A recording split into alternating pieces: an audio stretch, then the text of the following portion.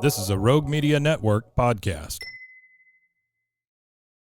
Caroline, you should tell them about the newest thing that Bloody Happy Hour is doing. A Patreon. It's a Patreon. What is that? That means you're basically like a VIP member, and there's two different levels that you can, subscribe to, and you get some perks.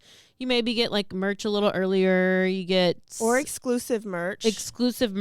You could get first dibs on signing up for a live show. You get episodes with no commercials. You get our video because our video is no longer available on YouTube. It is only on Patreon.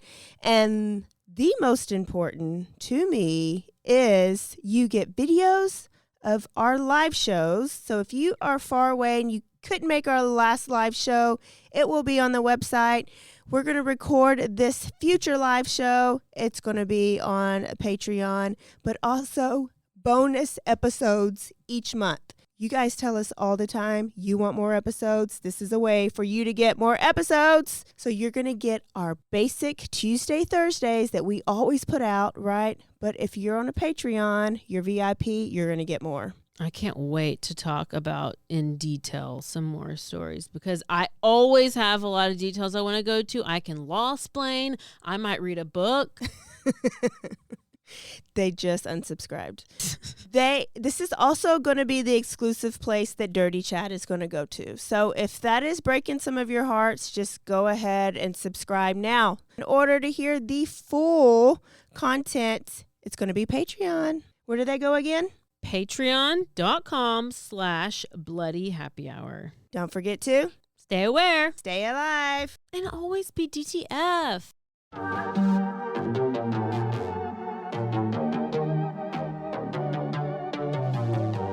Hey y'all, I'm April. And I'm Caroline.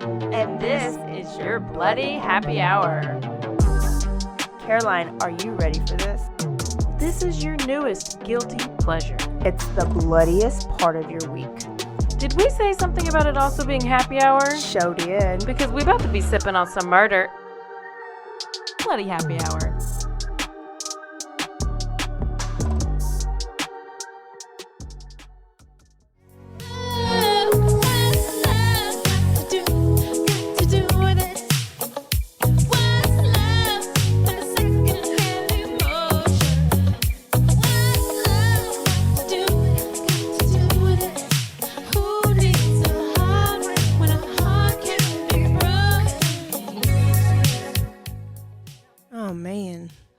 Were you vibing or were you vibing? Caroline's in morning. I'm still We're in morning. all in morning. What the fuck is that? It's got to be Mike. He just ruined our morning. Was that the morning chimes? What? Guys, we're in morning 100%. But you know what? I feel like Tina's with me. Hey, y'all, this is April. This is Caroline. Bloody Happy Hour Thursday edition. Welcome to the show. Thirsty Thursday. Are you pretty thirsty today? I'm parched. Parched. I hope you guys are joining us with a drink. I am drinking on some of Caroline's whiskey. And I'm drinking on some of my whiskey, too. What kind is it? It's called Basil Hayden. Basil Hayden. Yeah, it's lovely. Well, it is pretty good. It is a good sipping whiskey. Because I'm just sipping it straight. Because that's all you need to do is sip it. You don't need to mix it with anything. You just sip on it. I love it. You just sip on it, just nice and easy, calmly, and in a nice way. Sip on it. Are we going to sip on some murder today, too? Oh, my gosh. We actually are. Can I tell you that I just almost had a panic attack? Oh, gosh. Again? I don't know. I feel like you always almost have a panic attack. No, but I've never really actually had one. I'm pretty sure I have had one. And it happened within like the last 3 months. It was real bad. Real bad? Yeah. Well. So now I just started using a vape pen.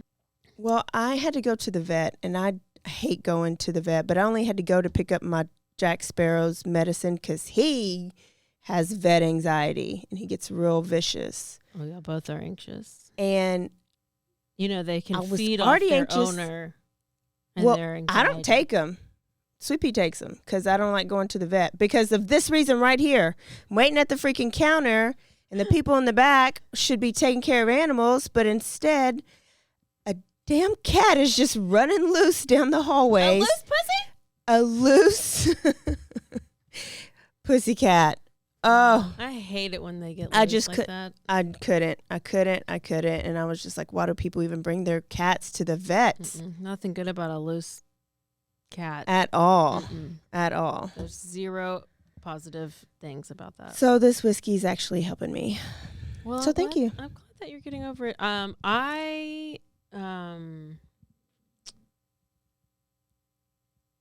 I don't know. That's good. Good. Okay, where are we going today, and what's the story? I know this name, but I don't know the story. Well, we're not going to Target, that's for sure, because, nobody's going to Target. But anyways. Are we drinking Bud Light? I don't think we're drinking Bud Light either. And we're not going to Or Target. are we? All this, the people, we were at a Basically, graduation you can't go party. anywhere. We were at a graduation party, and my friends were drinking Bud Light. Oh, and, no. It didn't go over but well. this is how stupid people are, okay? Gosh. The person who got mad at them for drinking Bud Light was drinking Michelob Ultra. Which is made by the same company. Yes. But they didn't think it. You just think Bud Light. You don't think Anheuser-Busch. Yeah. So you're still supporting the company you supposedly hate.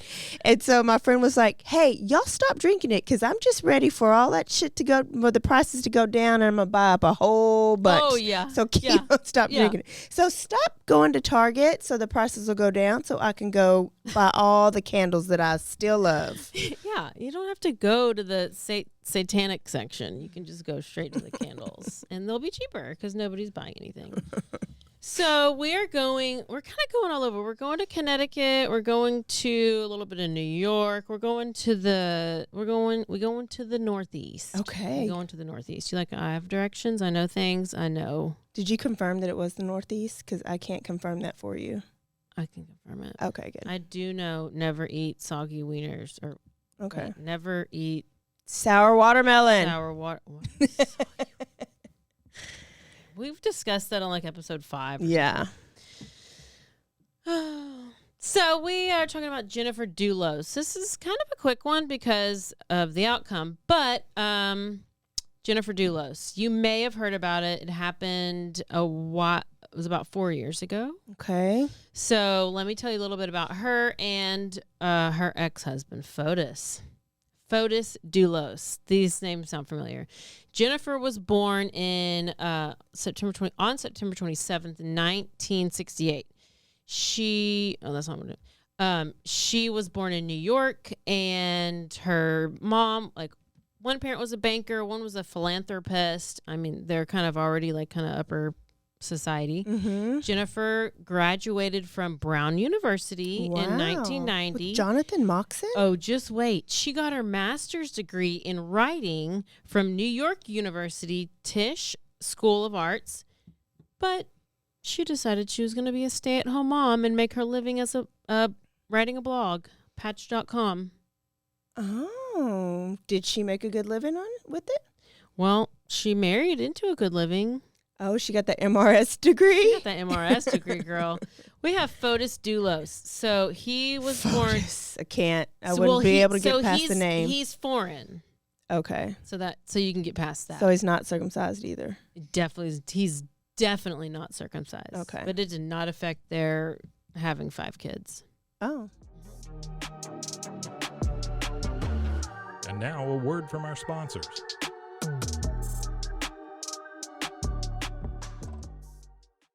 I'm your puzzle pal, and I'm going to tell you about my latest obsession, Wongo puzzles. These things are the real deal, folks. They're high quality, handcrafted, and perfect for anyone who loves a good challenge, but doesn't want to dedicate their entire kitchen table to puzzles for a week. Trust me, I've been there.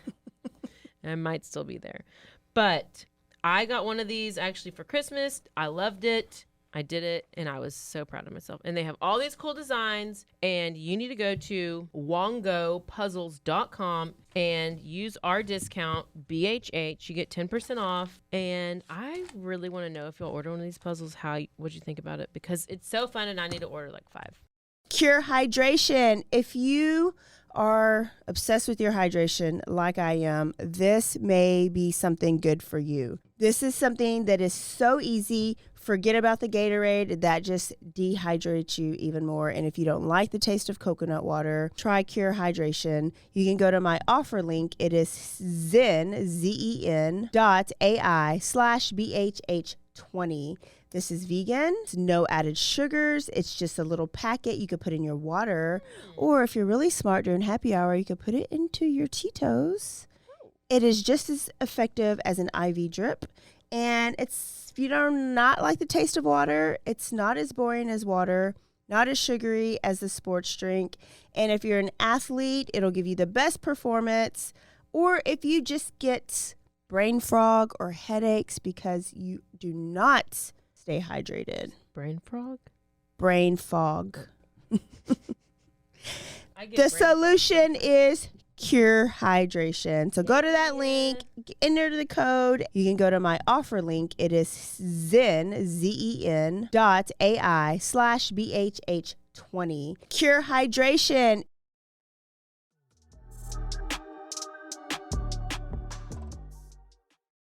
So 1967, he is born, and then he grew up in Turkey, or born in Turkey, grew up in Athens, Greece. Okay. And then he moved to the U.S. in 1986. He also graduated from Brown University, got his MBA in finance from Columbia Business School. Wow. And he had his first marriage, and his first marriage lasted 4 years. And they were divorced or separated, I think divorced, yes, by early 2004. So they got married in 2000, divorced early 2004, but he started emailing around with this girl named Jennifer. Okay. Well, Jennifer is a side chick name. she was, and then she became the full chick. And so they had met at Brown, and then they met while he was still married with his first wife. And then they ended up getting married just a few months after Fotis's divorce was final, and they got married in August of 2004. So he was divorced in early 2004. They get married in August 2004. And then they moved from Manhattan. They got married in Manhattan, and they moved to Connecticut, which is, they're all basically the same place. Because, they're smushed together. So they end up having 5 kids together. They have a set of twins. They named them these Greek Orthodox names: Petros, Theodore, Constantine, Christantine, and Cleopatra Noel. Yeah, all those names were on my kids' list, baby names list too. Yeah. Pretty common. Mm-hmm. And then, so Jennifer's, she's a stay-at-home mom. She's doing this blog. So they get married. It's 2004. And then we're just going to fast forward a few years. Okay. 2012. In March of 2012.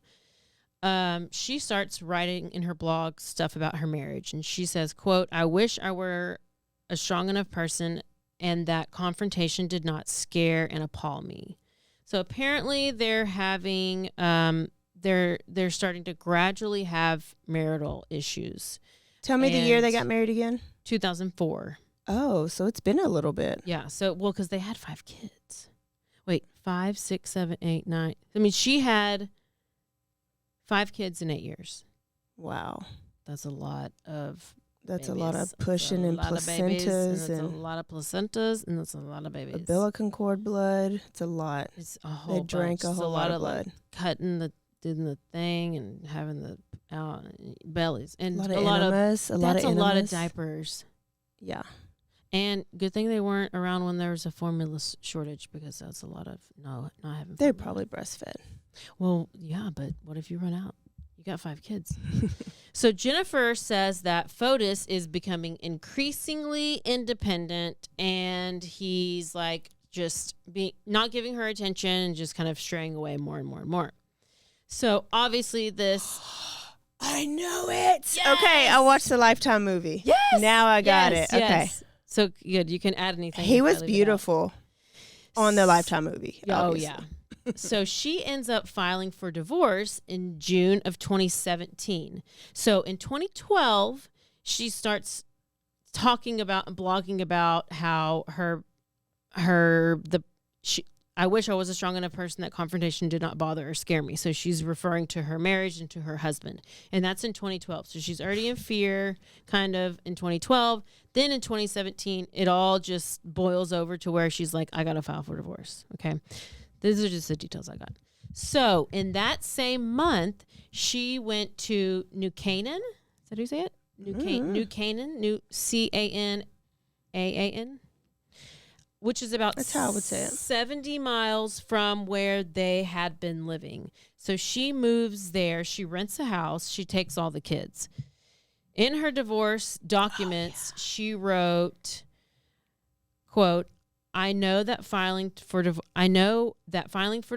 and filing this motion will enrage him. I know he will retaliate by trying to harm me in some way. And she also talked about how she believed that he was having an affair with his Venezuelan colleague, Michelle Troconos. Yes. Okay. So Jennifer alleges that Fotis had threatened to kidnap their children.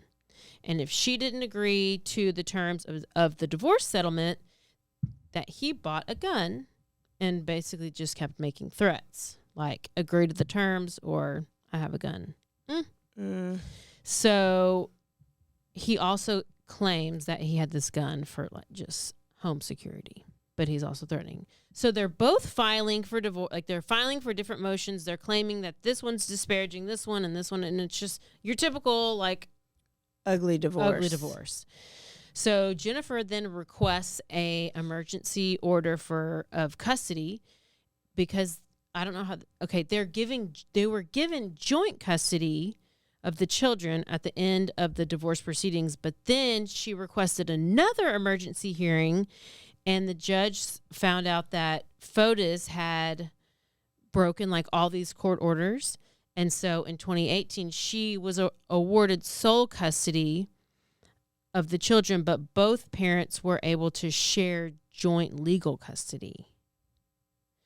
Oh, okay. I didn't really know what that meant because I don't know about sole, and I just thought if you have sole custody, you get to keep the kids. But I guess he maybe can visit them. So it says he was granted supervised visitation and monitored phone calls. Probably because he wasn't dangerous, but in the movie, he traveled a whole lot. So when he was gone, he would have the kids, but he wouldn't even be there with the kids. They'd be like with a nanny or something. Oh, so yeah. she was just like, yeah.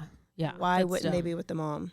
So it's like around the same time, February 2018, Jennifer's father died, and her mom ended up suing Fotis for unpaid loans because apparently Fotis owed the father-in-law, Jennifer's dad, $1.7 million that he had loaned him.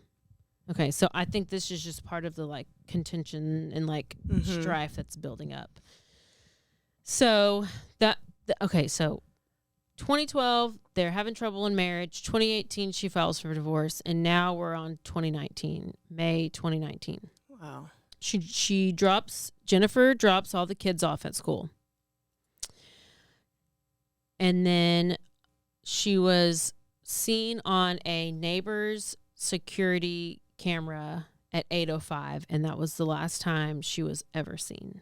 She was going from the school to the house, caught on the camera, never seen again. So that same day, she missed 2 doctor's appointments. It was one at 11, one at 1, and those were in New York City, which I don't know how far Connecticut and New York City are, but I guess it's like 3 blocks over. I guess it's basically next door. So later that evening at 7 p.m., a couple of her friends, including their nanny, reported her missing because they're like, okay, she's not showing up to her doctor's appointments. She's not at the house. I'm coming to clean because they're like, these people are really rich and they have this huge mansion house that they're living in. So family and friends were like, okay, this is out of character. She's not going to just leave her 5 kids. And these kids, I think the age ranges at the time were 8 to 13. So, I mean, there was no reason for her, and she already had a feeling. So The housekeeper is who arrived at the house at 11:30 that day. The housekeeper told police that she was surprised to see Jennifer's Range Rover was in the garage because she had planned to take the Range Rover to the doctor's appointments, but instead the Chevrolet Suburban was missing.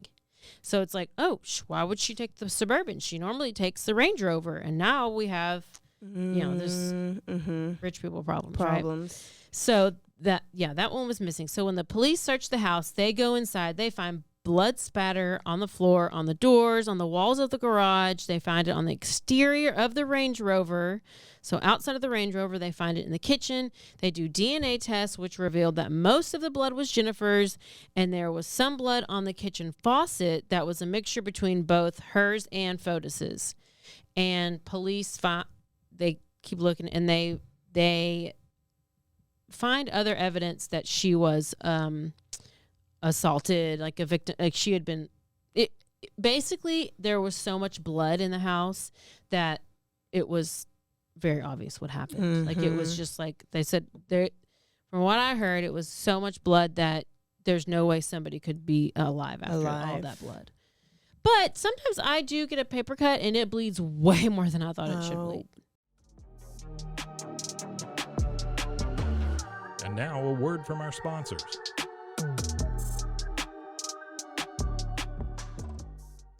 All right, if you love smoothies or if you love your protein in the morning, you need to get you a Blend Jet. You can do that if you go into blendjet.com. If you enter the code BHH12, you get a discount. And let me tell you, these things are portable. They are easy to use. They can fit in your cup holder. You can have it at home or you can have it in your office like I do. Right this morning, I had my blueberry banana one How was with it? some chia seed. Wasn't chunky or anything? It was very smooth. When I have it in my shaker, it is a little chunky. So this is a great alternative. I love it. It is battery powered, so all you have to do is plug it in every 2 weeks, and the battery never runs down. Oh my gosh. I love battery powered things. Go to BlendJet and order you a BlendJet and get a discount. Thanks, April, for sharing. Did you know you could be putting oil and chemicals in your coffee? I love coffee creamer, but I don't think I've ever turned the bottle around to actually see what's inside. When I did, I found out many of my favorite creamers contain ingredients I would never intentionally add to my coffee cup, like canola oil, dipotassium phosphate, and artificial flavors. Laird Superfood all started when big wave surfer Laird Hamilton needed morning fuel that could allow him to spend the entire day chasing the ultimate wave. He couldn't find anything in the market that met his ingredient standards, so made himself the ultimate plant-based creamer. Laird Superfood started and launched its first product, Original Superfood Creamer, in 2015. Laird Superfoods contain no artificial flavors, colors, or additives, and no sugars from highly refined corn syrup. All Laird products are sustainably sourced and thoroughly tested to ensure that you're incorporating the cleanest, finest fuel into your routine. All Laird products are also made of all-natural whole food ingredients, and they are crafted from the highest quality all-natural real food ingredients. Are you ready to feel more energized, focused, and supported? Go to lairdsuperfood.com and add nourishing plant-based foods to fuel you from sunrise to sunset. Use our promo code BOO at checkout to save 15% off your purchase today.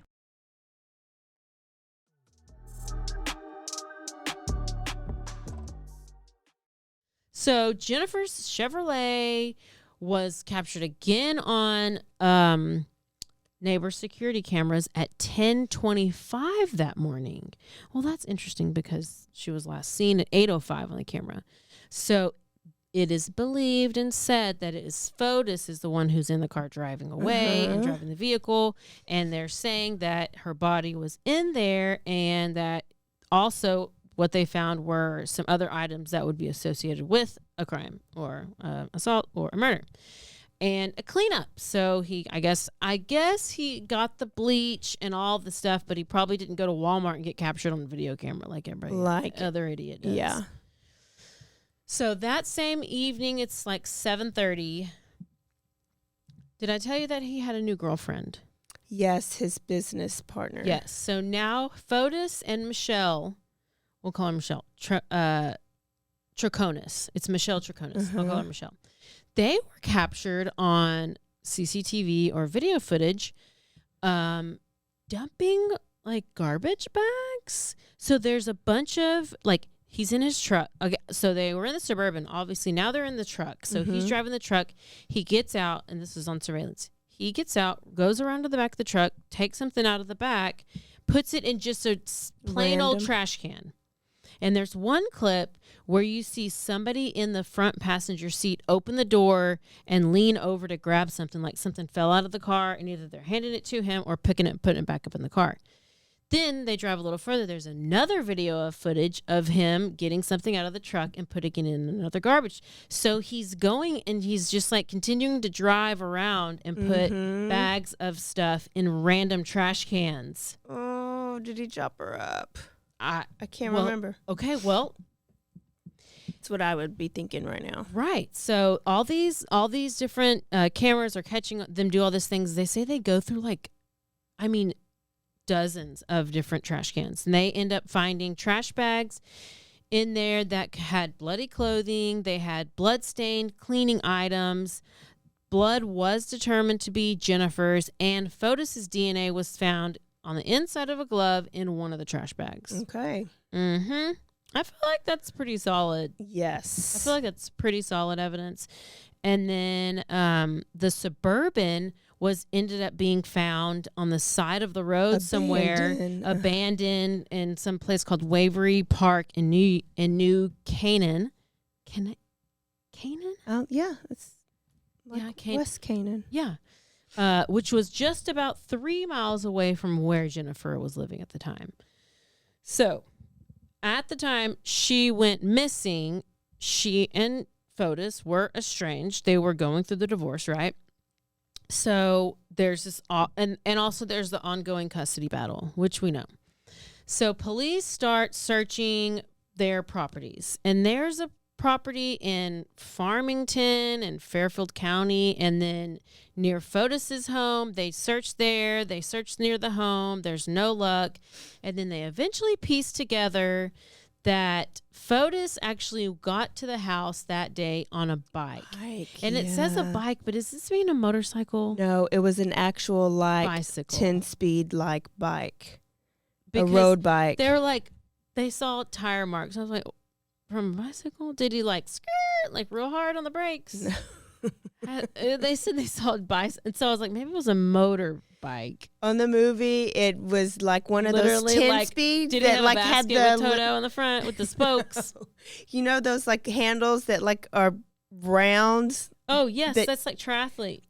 Yeah. A triathlete Yeah, bike? but he was also very athletic. He would work out really hard. So it was normal for him to go on a long bike ride. Then, yep, there you go. So, yep. He gets up. So the police surmised that he got over there via the bike. There was tire marks and there was other evidence. They believed that he was laying in wait, waiting for her to get home. And then he killed her in the garage when she got there after she dropped off the kids from school. Yes. Which I don't know. Do you know more details than that?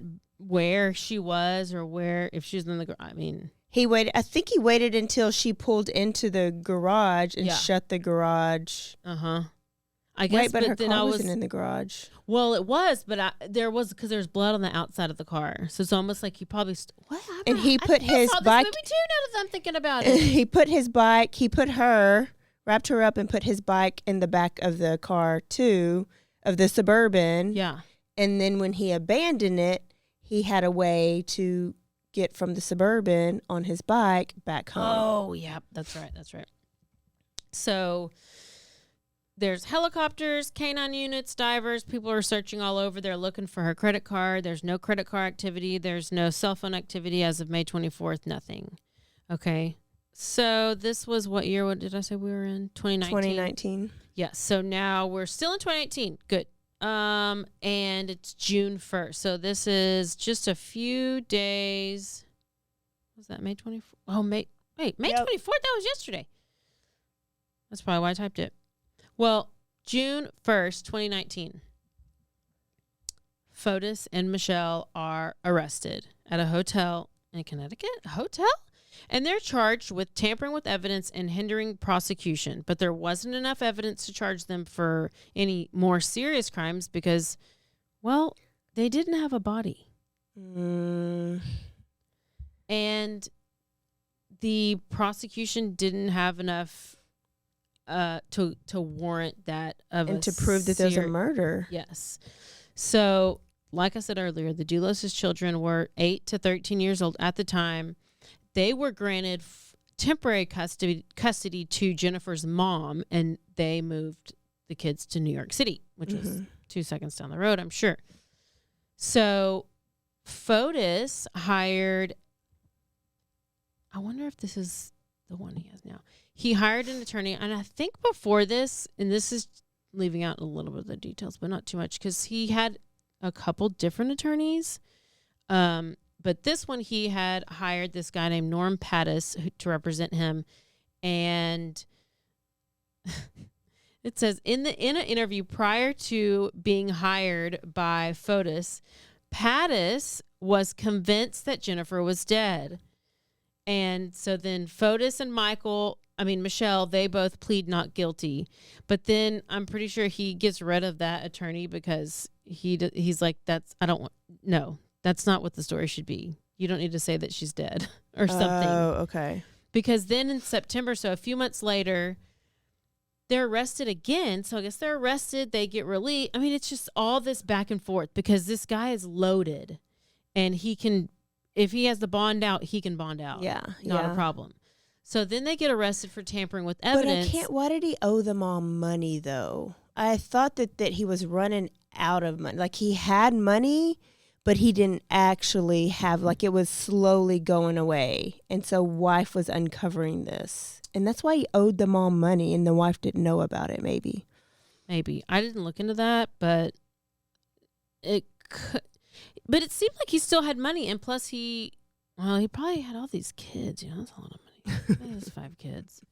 So, oh man. Now they're arrested again for tampering with evidence and also, again, pleaded not guilty.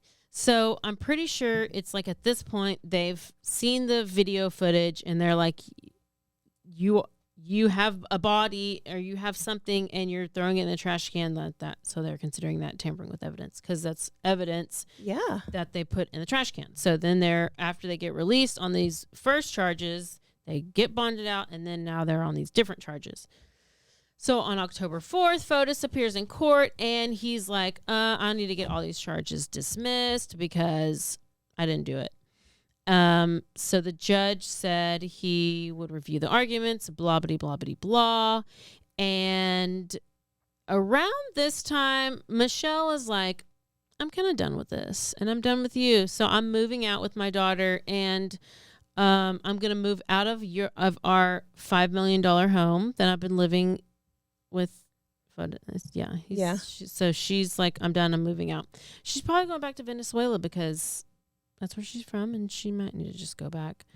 She ended up moving into their house that they had together, right? Yeah. Because Jennifer moved out and got her own place. Yes. Because she moved out. And that was still a beautiful house. Like, it was like they're mansions. They're all mansions. Half of a mansion.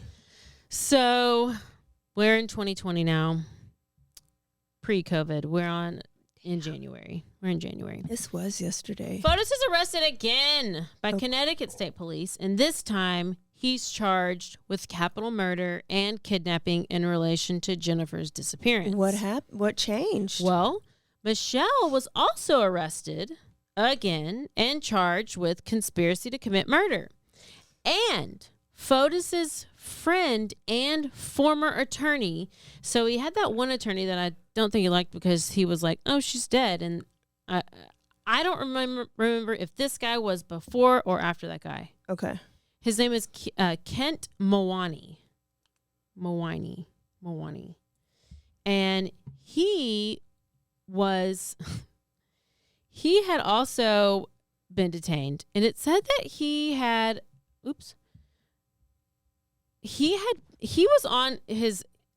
was detained on charges of conspiracy to commit murder.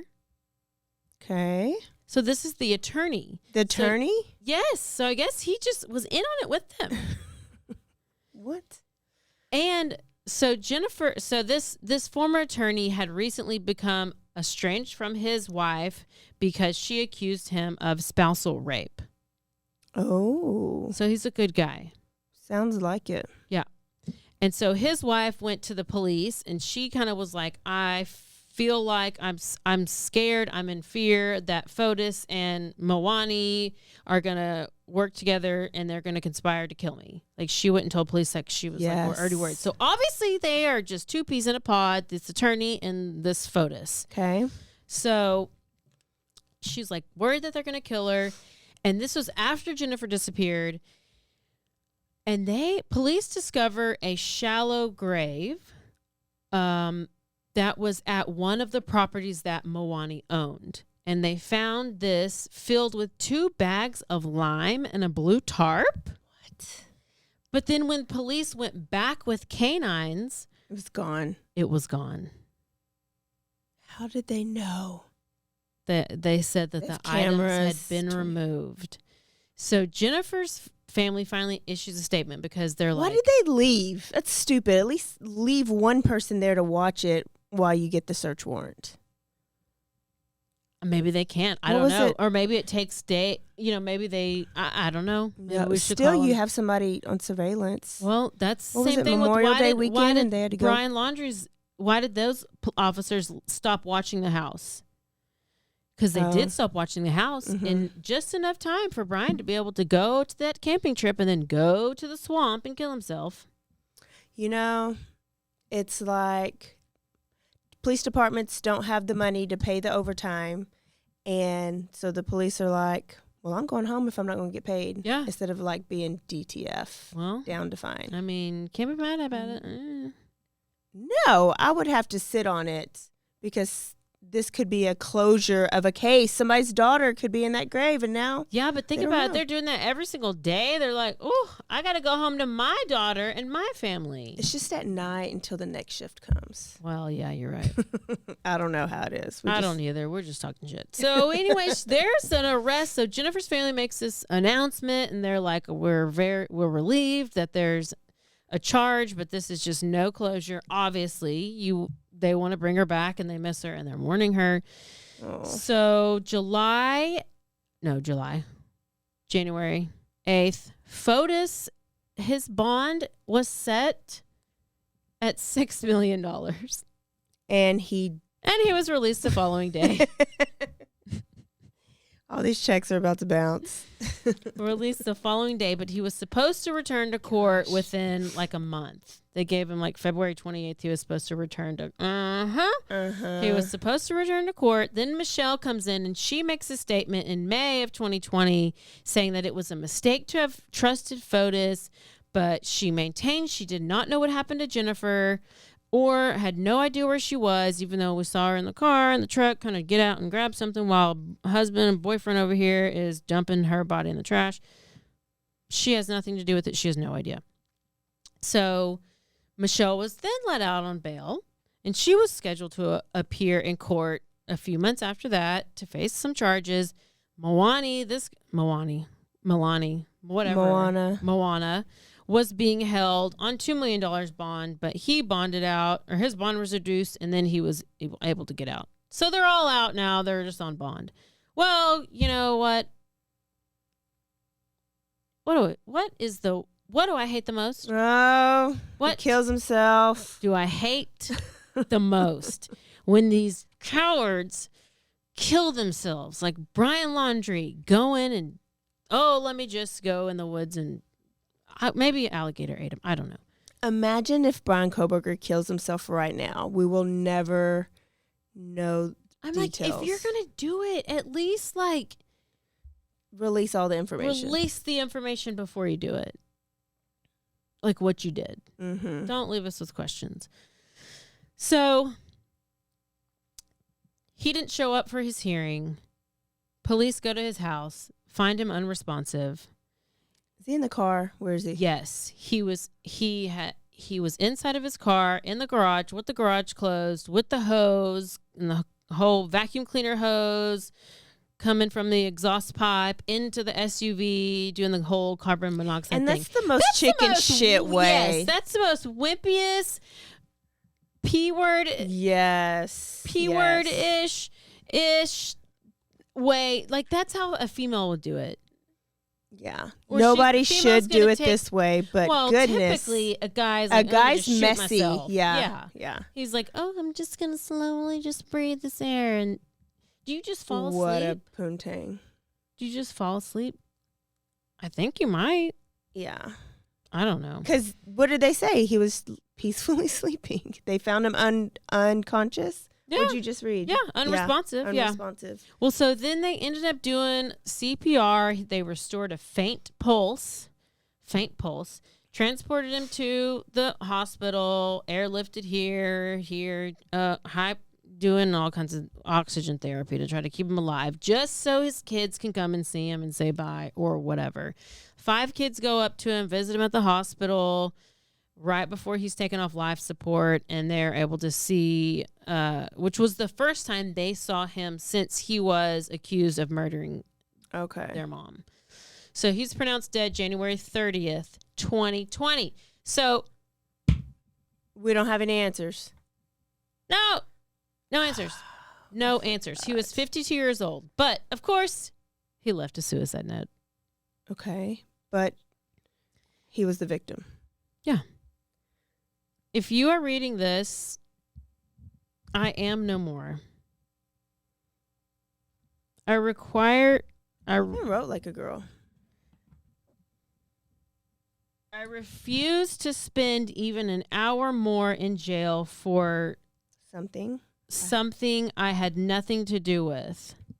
Enough is enough. If it takes my head to end this, to end, so be it. I feel like but it's hard. It's really blurry. To end this, so be it. I want it to be known that Michelle Troconis had nothing to do with Jennifer's disappearance. Okay. Thanks.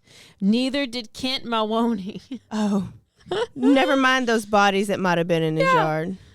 By the way, nobody at all had to do with her murder. We don't know. That looks like a woman's handwriting. Was chopped up and she was just discarded, but it was nobody. She just it was like a magical. It was some kind of. She just floated. I feel like Michelle wrote this. Oh, Michelle definitely wrote this because there's no guy who writes like this ever. No. I wonder if they know that. They said Michelle had nothing. Okay, no, I asked the state to let me go. I don't know, free of such. To stop harassing my friends. Oh, all right. Did we skip a line?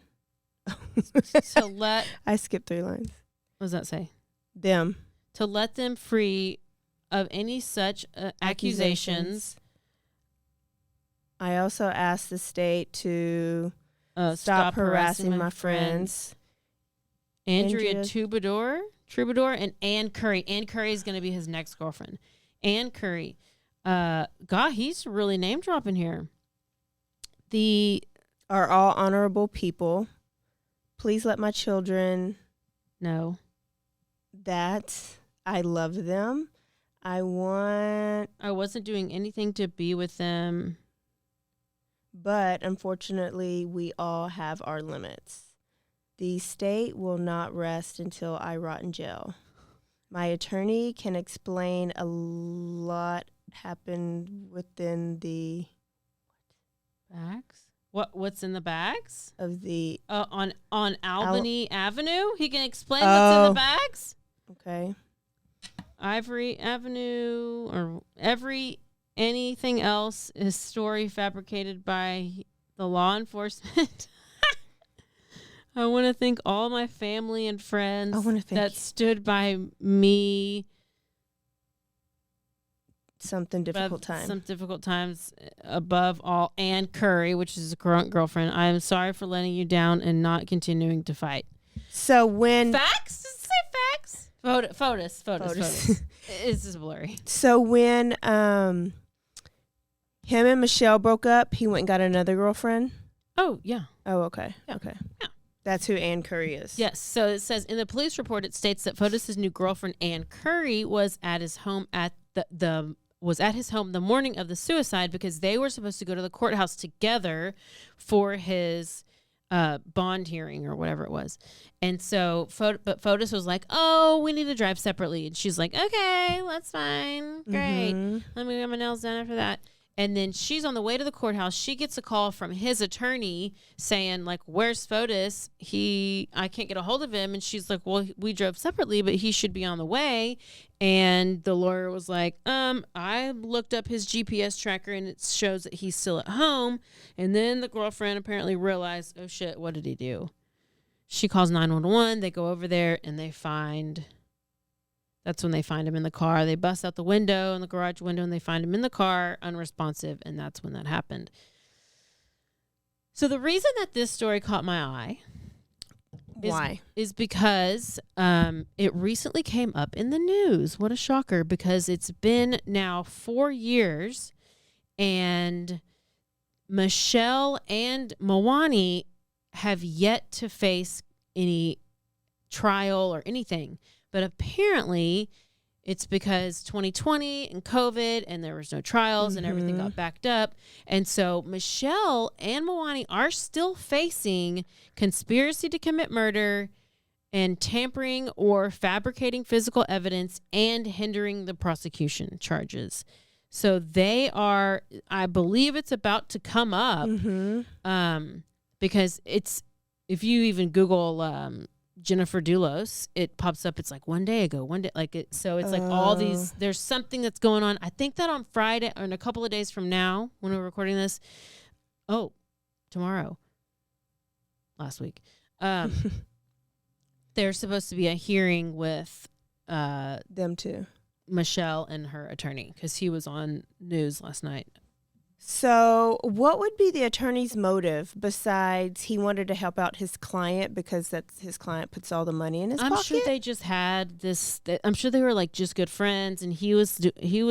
So why wasn't he the first his attorney? Wife the same way. I'm assuming he was. I didn't get clarification because he just came. But I would think he was the first one, and then he's like, "Oh, well, now they're assuming that you're doing something shady too." So he got that second one. He got the second one. Yeah. But in 2021 of May, there was a domestic violence bill called Jennifer's Law that was passed by the state of Connecticut, and so this law so that affects 17 people. Yes, 17. Yep. Yep. Because it was named after her because of another domestic violence situation. Jennifer Magnano. Another Jennifer. Who was murdered in 2007 by her husband, who also then committed suicide. Oh, goodness. Yeah. So they signed this bill into law for those 17 people who. But what's the bill? It's just called Jennifer's Law. It's a domestic violence bill. What is it? What's it gonna stop? I don't know. It's gonna stop domestic violence, April. That's what it has said, and that's what they had told me. So I think they're just like, yeah, we'll pass your law. That does nothing for 17 people. Should we pass a Bloody Happy Hour law? So I guess it means that they'll actually take more action if on like a first because offense he or whatever. wasn't physically abusive. He could have.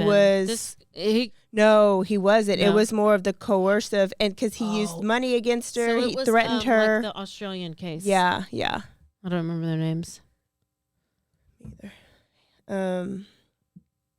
So yeah, it was coercive control law so all the 17 people that live in Connecticut, you can now turn in somebody for coercive control. Yeah. That should be everywhere, actually. Yeah. Wow. It was a pretty good Lifetime movie too, but I remember it ending and feeling, unsatisfied. Yes. Mm-hmm. I don't like that. Thanks for that. You're welcome. But I will tell you, there's also another unsatisfying yet very intriguing case that's happening right now. It's the John O'Keefe and Tara Reid, maybe is her name. I don't think it's Actress Tara Reid? No, I think it's something Reid.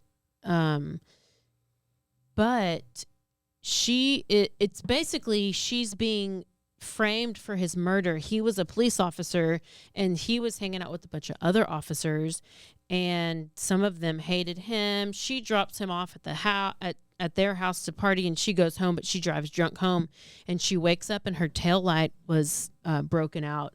And then she goes and she's like trying to call her boyfriend, can't get a hold of him, goes back over to wherever that house was, and they're like, oh my gosh, look, he's laying there dead in the snow. And she's like, did I hit him? Because her taillight was busted out.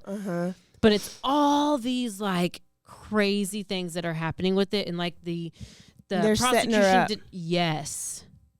Because it's a bunch of cops. Gosh. Boston cops. Boston. Wow. So I might do that.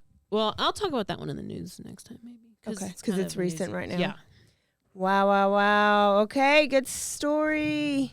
We've been doing some domestic violent ones here lately, too. Like a lot of spouses killing spouses. Well, or parents killing the kids because Yeah. that's what Letitia Stout was. Okay. All right, y'all. Hey, do not forget about the live show. The link is up on the Facebook page. You can DM us. It's on BloodyHappyHour.com. You can find the link there.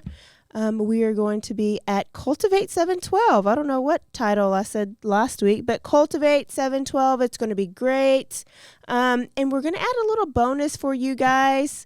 We have the teaser episode ready for Dirty Chad. We may be recording here real soon. So we will see y'all next week. Go register. Don't forget to Stay aware. stay alive. And always be DTF. Bye, y'all. Bye.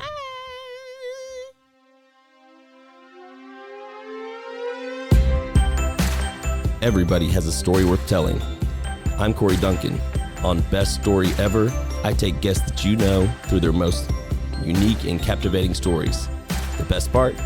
I hear the story for the first time when you do. Everyone has a story. What's yours? Find Best Story Ever on Apple Podcasts, Spotify, and anywhere you listen to podcasts.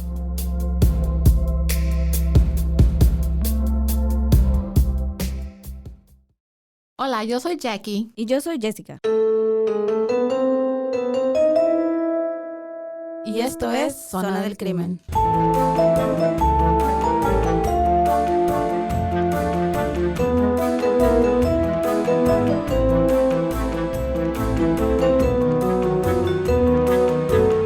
Un podcast donde hablaremos sobre casos de crímenes reales y eventos impactantes que han quedado marcados a través del tiempo.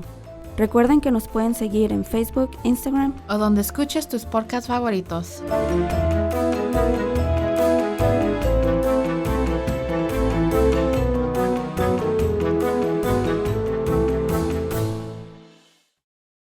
Hey, I'm Blair. And I'm Brittany. And we're the host of By the Cover Podcast. We cover everything from mysteries, thrillers, romance, chick lit, and even some smut. Don't forget the smut. Yeah. We're so excited to get this thing going and share this with you guys. We've been talking about this for months, and it's finally happening. Yes. Special shout out to Rogue Media for helping us with this. For sure. You can find us on Instagram at bythecover_podcast. You can also find us on Facebook and TikTok, so don't forget to give us a follow on those two also. And we are so excited to dive into some of our favorite books and share those with you. We can't wait. Hope you love it.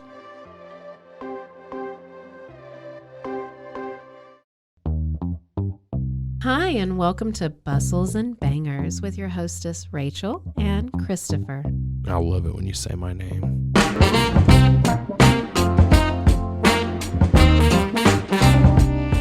And you didn't say hi. I didn't. You just kept going. I'm going to introduce the book.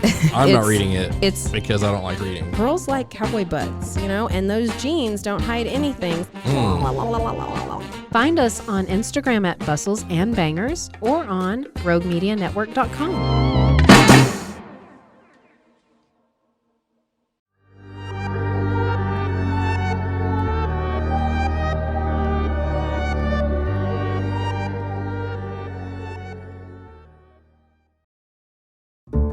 This has been a Rogue Media Network production.